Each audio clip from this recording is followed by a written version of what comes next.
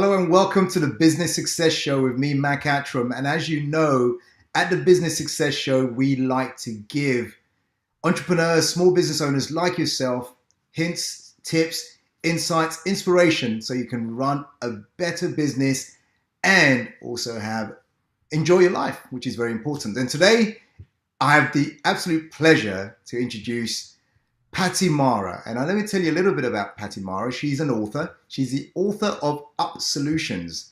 Listen to this. Turning your team into heroes and your customers into raving fans. Now, when I read that, I thought, oh my goodness, I've got to speak to Patti. We need to get Patti on the show.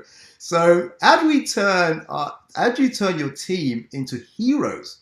Heroes that they are serving and giving of their best, and you have a better business, a better company. How do we do that? And how do we create raving fans? I'm talking about the fans. I'm talking about the customers, the clients knocking on your door, wanting to work with you, nobody else, calling you because they've heard how great you are, referring you, bringing you other people, giving you recommendations. How do we create that so they keep coming back time and time and time again?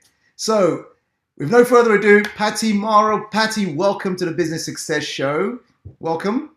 Thank you, Mac. It's a pleasure to be here. Absolutely. And I'm really excited to have this conversation here with you. So Patti, tell us a little bit about your background in business and what you've been up to and what led you to publish the book UpSolutions. Yes, thank you. The book was definitely, it was a 10-year labor of love. um, and the sum of what I'd been doing with business owners, there's a pretty steady track. So my background, I've been a business coach for years, and I particularly work with brick and mortar businesses. So I think they're the cornerstones of communities. I think they're the businesses that'll bring us out of this, global crisis we've been in for 2 years. Yeah. And I can't say that I necessarily, graduated from university and this was the track, but it's everything I did. I was pulled into doing retail training, and that evolved into, first of all, customer service and then customer experience. I launched, part of doing that is I find that most businesses are playing the wrong game of business. They think what they sell, their products or services, is their business. Right. And my argument is that your business is actually the value you create with your customers, the outcomes you create, solutions you provide, and your products and services are just a vehicle to deliver them. So I launched a program called the Profit Generator in 2007. That was my first online program that was turning your customer experience into profit. Okay. And worked with over 200 different businesses. And that actually led me into I spent 11 years pretty intensely working with pharmacy owners, independently owned pharmacies, Okay. especially in the States, because it's literally an unfair marketplace. And so if they think their business is dispensing medication, they're out of business. Okay. If they think their business is being the health hub, whatever their focal point is, whoever their best customers are, being the health hub for those customers, the link in the healthcare team that's most accessible, and that's how they're building their business, they're very successful. So Right. that's kind of what led me to write the book, both the Profit Generator and then working with pharmacy owners. Putting all of that together was what it went into UpSolutions. Wow. So thank you for that. Hey, by the way, those listening in, Patti's coming in from Georgetown, Ontario, which is near Toronto. I must tell you that. I'm thinking, where's she from? People ask me that quite a bit, right? So, Patti? Absolutely. And, it's funny because you'll find I use words, uniquely, in that a lot of the people that I work with have been in the States. So sometimes I sound like I'm American and sometimes I sound like I'm Canadian. And Well, everyone knows it's Canadian, so that's fantastic. yes. So, how did you end up specializing? I presume you work with a lot of pharmacists, and I've read lots of testimonials from pharmacists saying how you've helped them, which is great. But why? I think you said it, which was that if they think their business is just dispensing medicine, they're missing a big chunk and leaving a lot of money on the table. But if They believe it's a health hub, a health center where people can actually cure themselves and get better, then great. But why pharmacies? Does the same principle apply to other bricks and mortar business or retail outlets? Yes, absolutely. And I would say, the pressure that pharmacies were under in the late, 2008, 2009 is everyone is under now. It was just, why pharmacy? Somebody heard me speak at a conference launching the profit generator, said, you need to come work with my audience. I ended up speaking at his conference the next couple of years. I did profit generator programs specifically for pharmacy owners. So that was kind of the why. And they were dealing with an incredible pressure on their business. So, pharmacy, the back end, we're all dealing with commoditization. We're all dealing with a global marketplace where most brick and mortar businesses were designed for a local marketplace. Right. But the reality is, even if you're doing a good job reaching your local marketplace, you have to have a global focus because they're looking on the internet before they decide to come and do business with you. Of course. Right? So, but with pharmacy, especially in the States, it's, in Canada it's different, although they have challenges. But in the States, there's some back end stuff that should be, in my opinion, should be illegal. They have to submit their patient data to their competitor, right? They're called pharmacy benefit managers that are owned by insurance companies that are owned by the chains. Oh. So there's some back end stuff, and so in U.S. pharmacy owners have been dealing with, just to stay afloat, they've had to make significant changes, and they kind of led ahead of what businesses are dealing with today, by 5 to 10 years. Okay, well done. Obviously, you're teaching them and showing them and training them, coaching them in a better way of operating, which is great. So tell us something. UpSolutions. Someone reading that, what's the essence of what they get from your book, UpSolutions? So I'm going to say there's two key pieces. One is to think differently about your business, to recognize that your business needs to be customer centric, in that you need to know who your customers are, what's important to them, how do they want to consume what you do, and what solutions do you provide. So the pivotal piece is really thinking about your business from a different perspective. And, the challenge in that is that we kind of take for granted the value we bring, and the value is why people want to do business with you. Right? So it's easier to talk about a business, the products and services. So that's the key piece, is really to hold up a different framework to look at. If you have a business and you have customers, you're delivering value, why do they choose you? And then how do you communicate that? But the other piece in the book is engaging frontline team members. So I've got the UpSolution recipe. When you've gone through, thinking about your business differently, and who your best customers are, and customer communication, hearing the message, not just the words, really most important market research that we miss. Yeah. And then there's the UpSolution recipe, which is very simple, applied observation based on experience, probing questions, asking questions that guide someone through what information they need to consider to make an effective decision. Okay. And then offering the solution, the UpSolution, what's the best solution for their needs based on what they said, and why your recommendation. And then relationship development, shifting from transactions to relationship. This is a one-time, so what else, how do you stay in communication? What does this person need that would be of value for them, and how do you stay in communication? So, and then the rest of the book is all setting your team up to win, that turning your team into heroes. Mm-hmm. Everyone wants to feel like they're winning. We show up every day and we want to feel like we're winning. So what do you have the structure in your business? It's not complicated, but you have to have structure in your business, or else your team spend most of their time guessing. Which we don't want that, really. We don't want, it hits productivity, and the other piece is, if you haven't set them up, if you're not clear what your business is, your team are focused on the tasks. They're order takers. But they should be solution providers. They are your brand ambassadors. So the importance of setting up your team to win, so they know how to be that role, And then, what I've seen in companies I've worked with, team retention is dramatically higher because they love working for a purposeful organization, and they know how to win and where they fit in that organization. But you also see a dramatic increase in revenue per customer, lifetime value of a customer, new referrals, Yeah. because you're really positioned as a solution provider, and it's thinking different. Are you a product provider? Or are you a problem solver? And it's a Mm. pivotal shift in thinking. It's what you're saying makes absolute sense. And for those people listening in thinking, I'm still a bit confused because I'm an entrepreneur. I open up my outlet. I just want to sell these things. And there's Patti talking about UpSolutions and becoming a problem solver and give them what they really need. Well, they just come in. Well, clearly that's what they need. But are you saying sometimes that customer really doesn't know, and we as entrepreneurs, our teams have to be able to ask the right questions, probe it a bit deeper, and actually come up with the solution that meets their needs rather than letting them try to find it themselves. Is that what we're saying?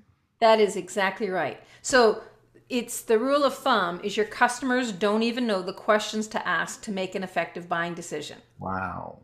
Wow. Now, I'm consciously aware of this. So when I go out to buy something that I have no idea, I want to replace my furnace, or I want to buy, my first big screen TV, or whatever it is, I'm at least aware that I don't know what I need to know. Yeah. So my methodology is, for replacing my furnace, I'd have 3 different companies come in. And Mm. I find when they come in and pitch me, I'm finding out what information I need to know to make an effective decision, Yeah. right? Yeah. But most people aren't aware of that, and most people don't want to go through that. Mm. The companies I am loyal to, right? They are my go-to. I've given them a monopoly Right. of my money and my attention because they so completely take care of my needs. I don't shop around, Right. Right. right? Yes. So, but those are the companies that are paying attention to not just what they sell, but how do they make my life easier? How do they make my life better? How do they, whatever it is. One of my favorite examples is a local pet food store. It's called Farm to Paw. It's a pet food boutique, and it's high end, right? They do raw food and Oh, wow. only healthy kibble or dehydrated, but it's a fun store too. There's great toys and treats, and bring your dogs in, and Okay. all of that stuff, and it's fun, and they've done a great branding, but it's not, you have to go beyond the branding to the experience. And so, the owner is a canine nutritionist. Oh, They're really out there to help people have pets right. that, so that's their audience. It's not everyone who owns a cat or a dog. Yeah. It's people that are passionate that their animals are part of the family, and you want the best health outcomes for their family. And Wow. so they've got this, raving fan community. Yeah. And that's a different operation altogether than the standard pet shop owner. Right. Right. How do you, Patty, thanks for that. And thanks for the insights there. How do you convince, if that's the right word, a reluctant entrepreneur who just doesn't get it initially, and maybe afterwards they get it? But I'm sure you've been through experience where you've pitched them or done your pitch slides and gone through it and they just can't see it. How do you convince them, I don't know if that's the right word, to change their mind as to, hey, let's test this then. Let's see if what Patty says actually works here. Hmm. So a couple things. One of the things, first of all, the companies I actually work with already have great teams because the owner values and appreciates and invests in their teams. Okay. I really only work with companies with great teams because they're the ones that hire me to come in and work with their teams. Right. Right. Right? It's a funny piece. So, Yeah. I've had people say to me, "Oh, you really need to go work with this company." They're not interested because they don't see the value in their team, and they're not paying attention to the cost of Right. not seeing the value in their team. Mm-hmm. So, whether you like it or don't like it, if you have frontline team members in your business, they are your brand ambassadors. So the question is, what's the brand they're ambassador to? Right. Right? Is Right. it what you want or not? Mm. Right? So I would come back to, I would ask a question around team retention first to start off with. Okay. And then I would say, because my argument is your frontline team are the most important profit driver in your business. So Mm. how much money are you leaving on the table by not setting your team up to win? Since they're the ones that are interacting with your clients or customers. Okay. Right. Wow. Okay, good. So you start from the team, the effectiveness of the team, and are you setting them up to win? Okay, great. So Patti, we're talking about raving fans. Mhm. How does a company create raving fans? We all want raving fans. We want repeat business. We want those people who are shouting over the roof about how great we are as a business. We want them to be telling their friends and their family. We want them to keep coming back and buying from us and loyal to us. How do you create that? Fabulous. Well, my argument would be you start with your team. First of all, I'd say you start with understanding what your business is, right? So that you know how you stand apart and everything's consistent with that. The next piece is you set up your team to win. So they understand the value that how are they a problem solver? Mm-hmm. Most team members don't want to sell. Most people, even salespeople, Oh, yeah. they don't really want to sell, right? So if instead you set your team up to be, your job is to be a problem solver, and Mm, you're the expert compared to your customers. Anyone who's worked in a company for 3 months or more are the expert compared to customers. true. So your job is really just to find out what people need and help them make a great decision. That's your job. And I mean, that's an empowering, right? Right. So the moment you do that, and the moment you turn your team into problem solvers, the heroes to your customers, this is where you create raving fans. Mm, Um, I'm a raving fan for that farm to paw pet food. So I tell everyone about it. I mean, that's a 25-minute drive for me to go to their store. And yet all my neighbors drive there too. okay. That's a raving Okay. fan, Yeah, right? absolutely. So they haven't done anything different to me other than I feel like they're the best, out there, and I love shopping in the store, and I feel like I get great, great food and great advice with my animals. So that's a raving fan. I would say the only caveat I would add to that, and this is part of my piece when you set up your team to win, is your team also need to know how to deal with when something goes wrong. Right. So a customer has a complaint, or they're not happy with something, or something didn't go as expected. They need to know how to deal with that. An interesting statistic I've come up against is that most raving fans in a company, like Mm. raving fans for a company, are not that everything went well. It's something went wrong and how the team handled that turned them Okay. into a raving fan. So recognize, and most companies do a horrible job. It literally, if you want a market differentiator, have your team understand how to deal with conflict or challenge or complaints. Because if they do it well, Right. they completely change the game. Because most companies do such a horrible job at it. Oh, wow. Good point there. Good point. Thanks, Patty. Patty, one of the things I've read you say is future forward your business. Mm. What do you mean by that? Future forward your business. Yes, well, we're in a unique period of time, right? We've had Okay. 2 years of a global crisis, and as challenging and upside down as it's been, it's also a huge opportunity. So, crisis interrupts all patterns. Mm, One of the things, as challenging as it's been, it's caused businesses to relook at structure, standard operating practices, how they organize their business, all needs to be reviewed. Even how you interact with your customers. So I have to tell you, how customers want to consume and buy from companies has completely changed. We want everything to come to our house, even if definitely. it's a local business, Hmm. right? So I deal with a lot of locally owned brick and mortar businesses. Every business has to be a hybrid business right now. That's Every business. So I read an article early in like 2020, sometime in 2020, that Shopify has been one of the big, like Zoom has been one of the big, companies that have taken over during Right. the crisis. Yeah.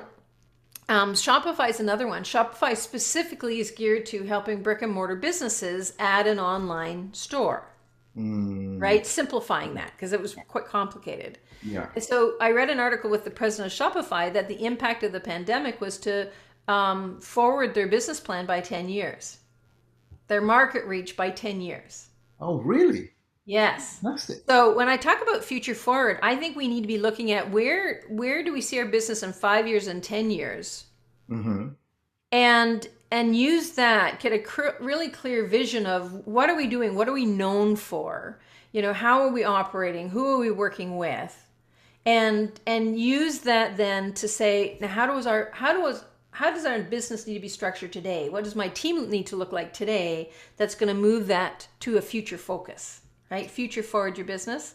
And Right. part of the impact of crisis interrupts all patterns is that every business needs to look at how do I need to use emerging technology, Mm-hmm. create a better experience to reach my customers, to simplify the back end, to streamline and reduce overhead, whatever that is.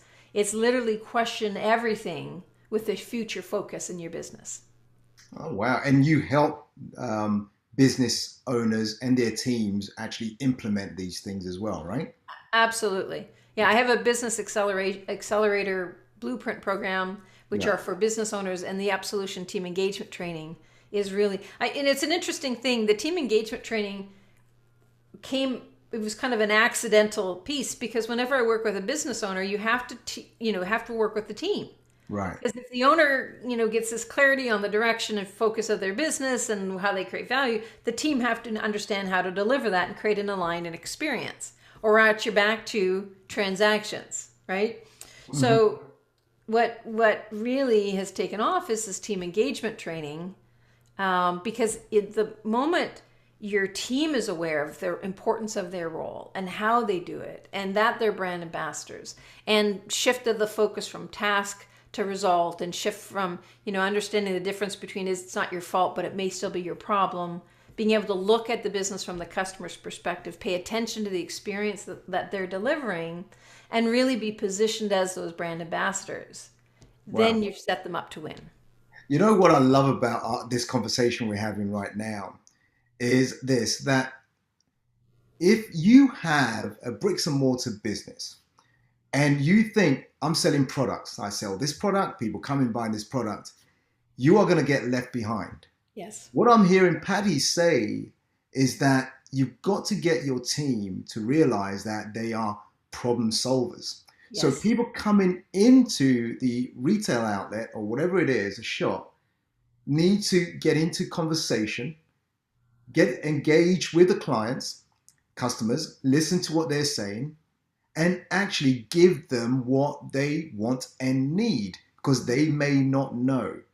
And it starts from the top, and it proliferates itself right away through the whole team, and we create a culture where it reaches the customers and they cannot wait to come back to be served by you. So you may be selling a product, but actually you need to now provide a service to the Spot client. on. I love that. I mean, that's a great way of looking at it. You could also say services need to be turned into a product, Right. Oh, talk about it. right? Yeah, say it. Go on. Go ahead.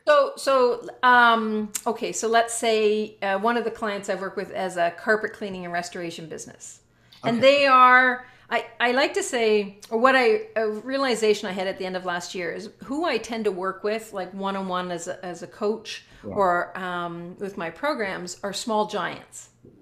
They're companies that become the go-to. They are the standard in their community. Uh-huh. And so that's true of this carpet cleaning and restoration business. And so they're selling a service, but really that service can be commoditized. They need to turn that into a product.